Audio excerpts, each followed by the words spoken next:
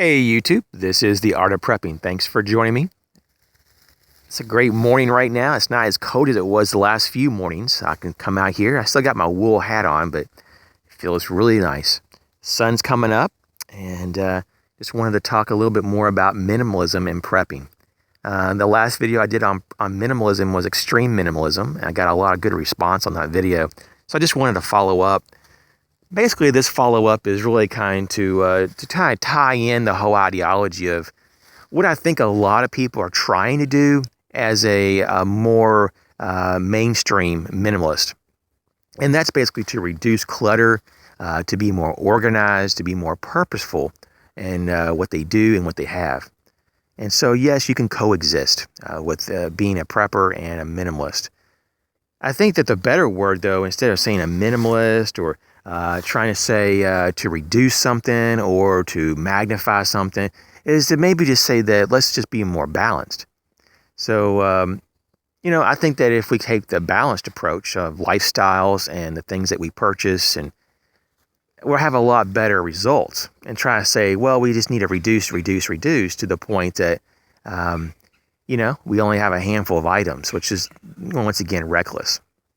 So when we get to the point in our lives about how we move toward that balance, there tends to be individuals that have a hard time, knowing their own path, before them.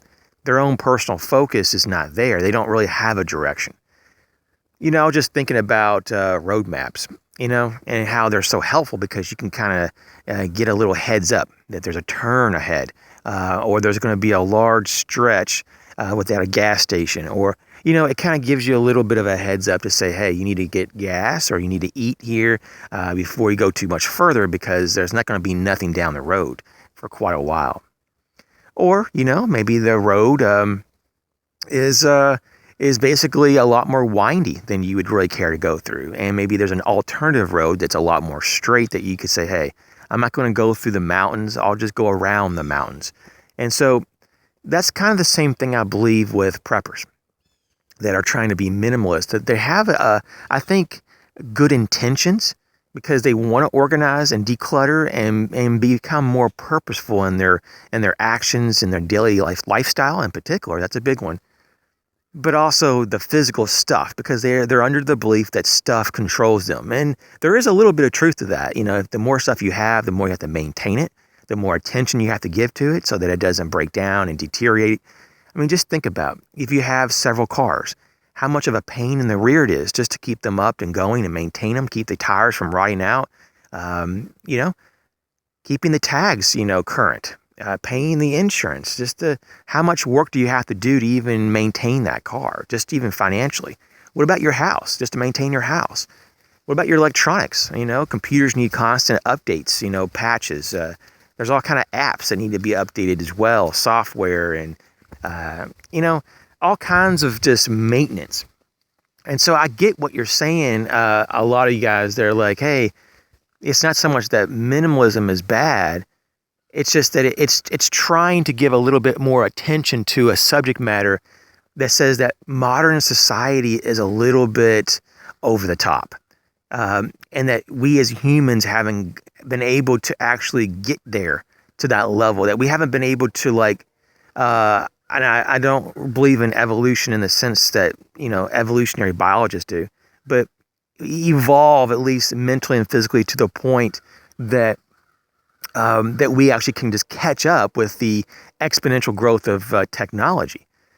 So because our biological adaptation isn't as fast as the, intellectual or physical type of revolution in technology, I think that we went into a real big firewall, and that we don't know how to get around it because we're always trying to maintain a certain level of competency and capability. But we want to filter out all the excess because, for lack of a better word, it's just overwhelming. So when you go back to that word of balance, you do have to filter out stuff. There's no doubt about it. And so I don't fault people trying to get into this movement of minimalism or, even though I'm not really into the whole Zen thing, but they've got feng shui and Zen and all these different types of ways to organize yourself to be more efficient, apparently, or supposedly. And I don't really fault people for trying those things because it's like, in society, society today, especially in America, in certain cities in particular, not so much in mine. Mine's pretty low key and slower pace, but I live out here in the woods. But in a lot of like urban areas, you got a very fast paced 24-hour a day society. It's just go, go, go, go, go, go, go. Nightclubs at night. You got all kind of dancing and music, and you got restaurants that are open constantly. Stores are 24 hours. You work during the day. Boom, boom, boom, boom, boom. You could just never stop. If you didn't have to sleep, you could just do things constantly. And we're not really designed to do that. We're designed to actually take a break and to rest and recoup, and also to allow ourselves and our minds to catch up in the sense of being able to process all that information and stimulus that we had throughout the day. And so there's a lot of people who say that's why meditation is so important. And I think preppers need to look into that as part of their well-being, just as anyone should. There's different kinds of meditation, and I'll just leave that up to you to figure out what works for you.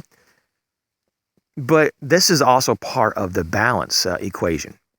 And the more we get into realizing specifically in detail of our own individual needs, the better and clearer that our forward movement, can be. And so we don't have to have all this stuff, but there are some things that just make sense, and especially when it comes to prepping. It is very important to have shelter options because our main shelter could be compromised. It's very important to have a real water filter or a backup water filter. It's good to have various wood processing tools, cutting tools. It's good to have a first aid kit and trauma kit and so forth. These things are very basic. They're very common sense, but it's not like excess in any way. That's part of the balance that you really, as a person in the modern day, these are some things you need. You don't have to dwell within those items every day. Some of these things you can just purchase and set aside and almost forget about for like years and years. Some things are like, you could literally just buy it once and you're done for the rest of your life. It's very plausible to do that with some things. Now, when it comes to like food and water supplies, preppers really don't sometimes know where that harmonious balance is. How much should I have? It's always the question that I get. It's just like, how many months of food should I really have? How much water should I really have? And this really depends on your activity level, your caloric, intake and usage, and family size, and your goals for longevity, and the threats that exist in your area, and it goes on and on. Those are so customizable and personal. I can't even go there. But what I can tell you is that typically the more you have when it comes to those basic provisions, just overall, the more capability you have. Even if you don't need all that, you still may have other family and friends, maybe even neighbors that could be starving, that if you didn't work to help and intervene, that they would have major problems, major suffering, if not death. This is one of the reasons why you can't overdo some categories. Now, yes, it would be true if almost every square inch of your living quarters, or maybe like your whole house, was full of freeze-dried food. That is excessive. Now, you may want to build a garage or a storage unit to put it all in. I wouldn't say like just throw it away, but let's just be honest though that there is a common sense level though with all of this, and you really don't need me to do a video on it. But a lot of people like to talk about this, and so I will have to say it's fairly intriguing about how far do you go until you say enough. Okay, I got enough of that food now. Because, realistically, when you really think about it, especially when you close the bedroom door at night and you're just by yourself sitting there for a moment, for example, and the family might be in another room, or you just got a moment to yourself, let's say, you really do conclude that you really can't have enough of certain things. But there is a line you draw when you say, okay, I really feel like that the 1 year supply, just for example, that tends to be a number people like, is enough because it's a rounded off number. It makes you feel good. A year is a fairly long time. I mean, relatively speaking, it's not really, really long, but it's pretty good. It's pretty good. I mean, it's not like really bad. So when you have that, you get enough of a peace of mind that you settle for it. And that's kind of how the minimalist, I think, is trying to maybe try to influence a little bit of the prepping mindset that, hey, if you are balanced, if you have organized types of skills, behaviors, and stuff, and it all makes sense to you, then maybe you don't need any more. And that's kind of, I think that's where I'm going to end here, that if you find your balance, it's okay to stop and direct your energies to something else. Can you ever really stop prepping though? I don't know. For me, I don't think so. Just because there's always a different need that can be identified or a new threat that needs to be managed, or at least there needs to be a plan to actually solve it. So ultimately though, it's a work, just kind of like a work in progress maybe. It's a lifestyle, really. It's really not so much that you can just say, I'm done prepping for now or forever. I'm done. I just don't think it actually works that way. I think it kind of comes more in cycles. Maybe you're done for the year, but are you really done for your life? No. I mean, there might be some food preps you may want to rotate in the future next year. There may be some projects that you want to work on to increase your viability in a disaster. There's always something that you can work on. And so instead of just trying to write things off in extremes, like I just want to try to have as the few amount of things as possible, or I want to have as much things that I can possibly have. In the middle there's actually that point that allows you to develop who you need to be and what you need to have in a much more realistic and positive way, so that you'll continue to grow and not be stifled by your own ideology or by other people's ideologies that you internalize. Because I think ultimately, though, we have a problem that we're influenced, at least society in general in America is influenced by strangers that they don't even know. And just because it sounds good and slick, it doesn't mean that it actually is good for you.